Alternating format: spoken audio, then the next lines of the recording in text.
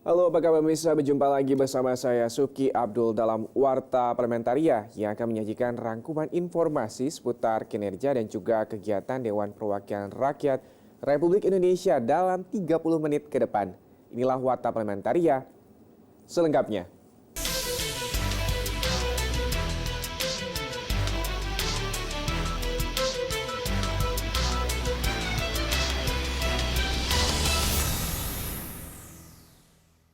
Pemirsa, Komisi 9 DPR RI mendesak BPJS Bidang Ketenagakerjaan melakukan terobosan atau strategi dalam perluasan kepesertaan. Pasalnya, masih banyak sektor yang perlu dijemput bola untuk mendaftar menjadi peserta dan juga mendapat manfaat layanan BPJS Ketenagakerjaan. Anggota Komisi 9 DPR RI Elva Hartati menyampaikan, saat ini masih banyak masyarakat yang belum tersentuh program BPJS Ketenagakerjaan. Hal tersebut dinilai perlu segera dilakukan akibat dampak sosialisasi yang belum signifikan terasa di daerah dan sektor pekerjaan informal. Akibatnya, informasi yang seharusnya diterima menyeluruh oleh masyarakat malah tersampaikan secara parsial. Elva menilai perlu adanya evaluasi kinerja Badan Pengelola Jaminan Sosial agar kepesertaan BPJS Ketenagakerjaan terus meningkat dengan menerapkan sistem jemput bola bagi masyarakat yang belum tercover. Kita harus mengevaluasi kinerja mereka ya, terutama kepesertaan. Di situ tadi banyak bahwasanya kepesertaan ini belum tercover. Harus jemput bola seperti para honor. Jadi dimohon untuk BPJS Ketenagakerjaan ini jemput bola supaya kepesertaannya semakin meningkat. Jadi benar-benar kepesertaan itu mereka banyak yang ikut dan kalau terjadi ngeklaim gampang. Rifki Magdudi, TVR Parlemen, melaporkan. Pemirsa, Indonesia menjadi tuan rumah penyelenggaraan Sidang Umum Interparliamentary Union atau IPU ke-144. Badan Kerjasama Antar Parlemen DPR RI berkomitmen Sidang Umum Forum Parlemen Sedunia itu akan menerapkan protokol kesehatan yang ketat. Wakil Ketua BKSAP DPR RI Mardani memastikan akan ada pengetatan akses pintu masuk bagi undangan sidang umum IPU. Naik turunnya kasus COVID-19 di dunia termasuk di Indonesia tentunya menjadi perhatian dalam penyelenggaraan sidang umum IPU tersebut. Program vaksin booster maupun upaya penanganan lainnya diharapkan menjadi penyaring penyebaran virus corona di Indonesia terutama di Bali. Sehingga penyelenggaraan sidang umum IPU nanti berjalan dengan aman dan nyaman bagi seluruh pihak, baik di dalam negeri maupun tamu parlemen negara lain yang hadir. Mardani menambahkan, tema yang akan diangkat dalam sidang umum IPU ke-144 terkait perubahan iklim dunia. Melalui sidang umum IPU, diharapkan juga melahirkan optimisme parlemen berbagai negara untuk bangkit dari situasi pandemi. Early warning yang bagus.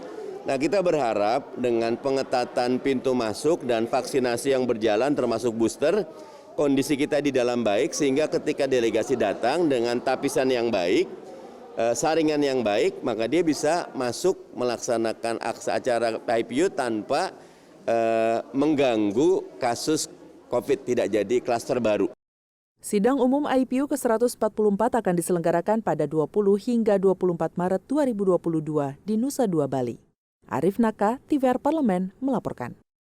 Pemirsa, kami masih memiliki banyak informasi lain dalam Warta Parlamentaria. Salah satunya datang dari DPR RI terkait sidang umum IPU ke-144 yang mengusung tema Climate Change. Tetaplah bersama kami.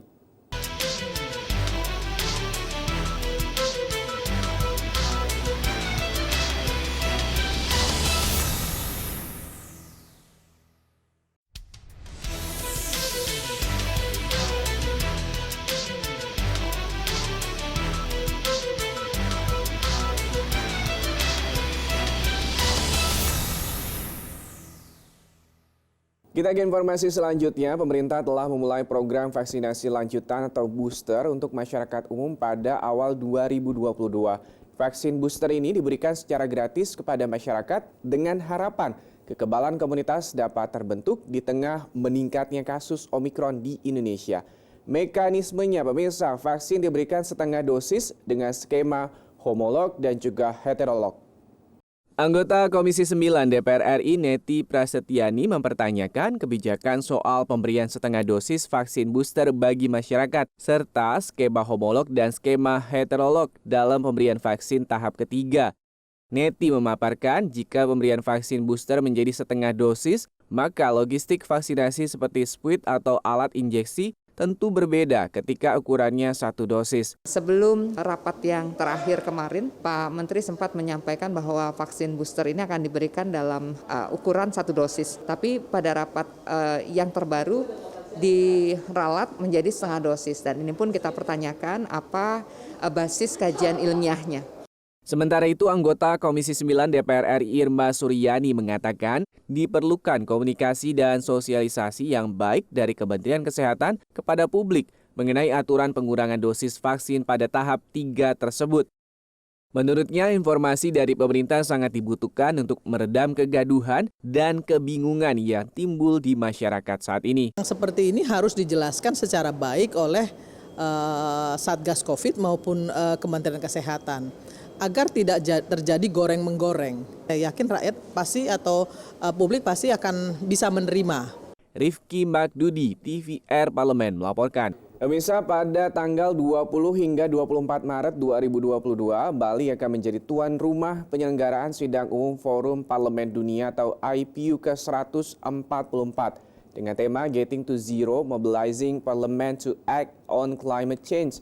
Guna mensukseskan kegiatan tersebut, Badan Kerjasama Antar Parlemen DPR RI melakukan sosialisasi kepada sejumlah media nasional. Ketua BKSAP DPR RI Fadlizon menjelaskan, 4 poin yang diangkat dalam pelaksanaan Sidang Umum IPU ke-144, yaitu menjaga kenaikan global di bawah 2 derajat Celcius, meningkatkan kapasitas negara untuk beradaptasi terhadap efek negatif perubahan iklim, menjaga alur pendanaan agar sesuai pembangunan berkelanjutan yang mendukung penurunan emisi gas rumah kaca, serta mengukuhkan kepemimpinan Indonesia dalam aksi perubahan iklim dan membangun kemitraan serta solidaritas global. Event ini merupakan konferensi yang cukup strategis bagi kepentingan DPR RI sebagai lembaga maupun bagi masyarakat. Penyelenggaraan Sidang Umum IPU di Bali merupakan satu sinyal pada dunia tentang Indonesia, khususnya Bali sudah siap. Jadi memobilisasi parlemen dunia untuk beraksi di dalam persoalan climate change, karena ini menjadi masalah yang semakin hari semakin serius gitu. Dan parlemen dalam hal ini kan kalau mempunyai awareness terhadap ini tentu sesuai dengan fungsinya, antara lain membuat legislasi yang memprotek persoalan lingkungan, persoalan iklim, apa yang menjadi runutan dari Paris Agreement tempo hari gitu. Fitian dan Sanjaya, TVR Parlemen melaporkan. Pemirsa, pasca rancangan Undang-Undang IKN disahkan DPR RI dan pemerintah menjadi undang-undang, rencana pemindahan ibu kota negara telah memiliki payung hukum tetap. Undang-undang mengamanatkan pembentukan otorita IKN sebagai pemerintah daerah khusus IKN Nusantara. Anggota Pansus Rancangan Undang-Undang IKN DPR RI menilai penunjukan pejabat otorita yang akan memimpin IKN perlu dilakukan secepatnya. Di Gedung DPR RI Jakarta, Hamka Baco Kadi menilai penunjukan kepala otoritas sangat penting agar pelaksanaan pembangunan dan pemindahan IKN sesuai master plan. Berdasarkan Undang-Undang IKN, otorita IKN dipimpin kepala dan wakil kepala otorita yang ditunjuk dan diangkat serta diberhentikan oleh Presiden. Undang-Undang IKN tersebut paling lambat harus ditandatangani Presiden pada 18 Februari 2022. Adapun penunjukan kepala dan wakil kepala otorita IKN selambat-lambatnya 18 April 2022. Di dalam undang-undang itu diberikan waktu kepada Presiden selama jangka waktu 2 bulan untuk menentukan kepala otoritanya itu siapa yang ditunjuk. Tapi dalam satu catatan bahwa penunjukan kepala otorita tetap menyampaikan kepada DPR, berkonsultasi kepada DPR terhadap penunjukan kepala otoritanya. Undang-Undang IKN tidak mengatur maksimal masa jabatan kepala otorita, melainkan hanya mengatur 1 periode jabatan kepala otorita IKN, yaitu 5 tahun. Mario Hasiholan, TVR Parlemen, melaporkan. Pemirsa TVR Parlemen, jangan kemana-mana karena kami masih memiliki banyak informasi lain yang menunggu Anda setelah jeda berikut ini.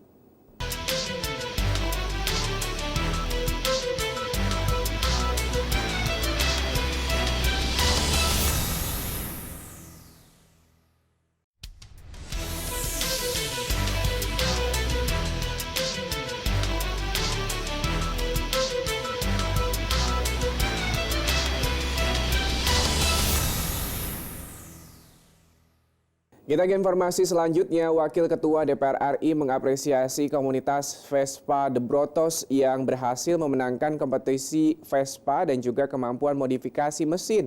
Wakil Ketua DPR RI menilai perlu adanya peningkatan sarana dan juga prasarana bagi komunitas-komunitas lainnya.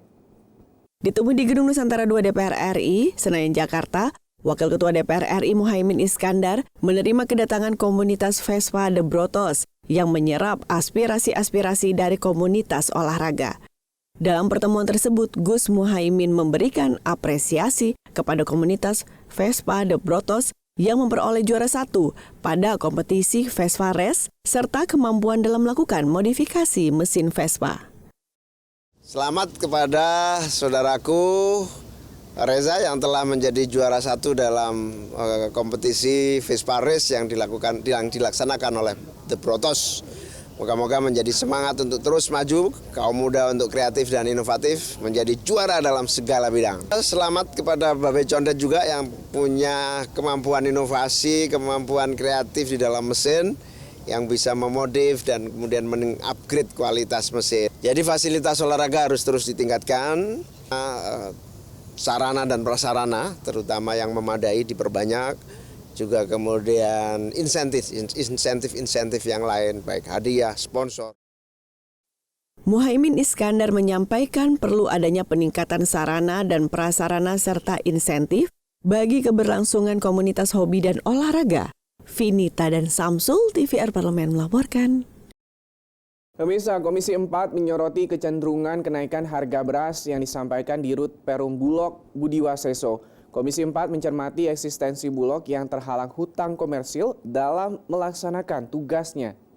Rendahnya panen pada November hingga Desember 2021, disertai bencana hidrometeorologi awal 2022, mempengaruhi kenaikan harga beras.